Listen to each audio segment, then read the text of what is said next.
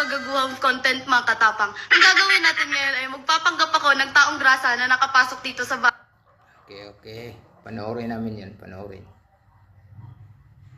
namin. Ito, pinulit ko pa ngayon damit ko para magbuka talagang taong grasa. Dudumihan pa natin ngayon itong mga katapan. Gugulatin natin sila kuya na may Ayun rin, nag-uling.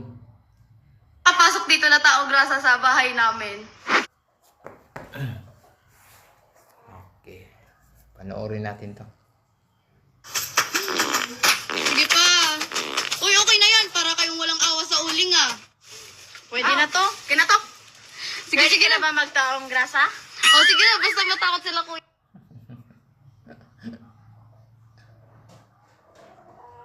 Bataan. Wala ba po nis maguwang? Ta. Kinumusta ng naong. Okay na na, day! Pero lagi na.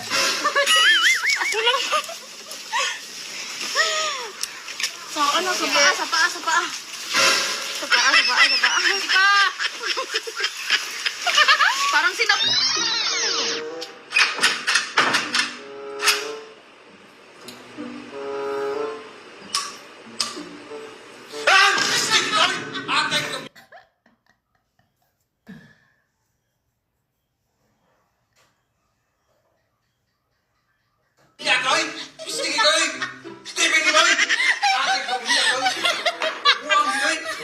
Galit na galit.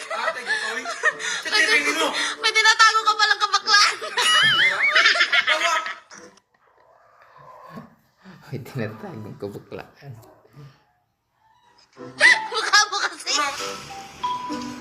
Tayo ka ng mga kuyapan, mga naron. Ganda to, ano yung bataan eh. Sige, pag yan ay matay talaga, samakit na kita. Manahimik ka dyan. Punta ka dun sa kwarto mo.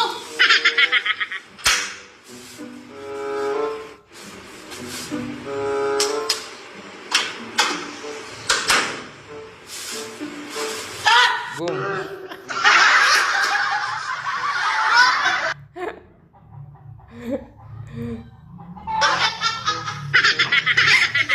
Giniagawan man ko niyo, makuyapan man ko! Prangka lang eh.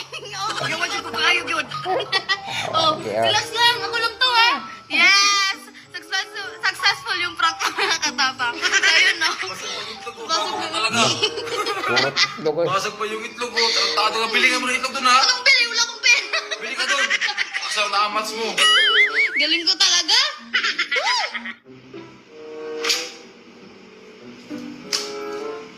Kamu sa kalin? Hugon mo daw. Hindi ka magikan. Pamahatilo ko niya tatay. Kabanding ni Papa, di man lang natakot. Ba't di ka natakot pa? Anak to ka na wapat. Galing ka siguro sa pagkabaliw. Di ba lang natakot? Walang tinatagong kabaklan eh. Parang di ka niya anak.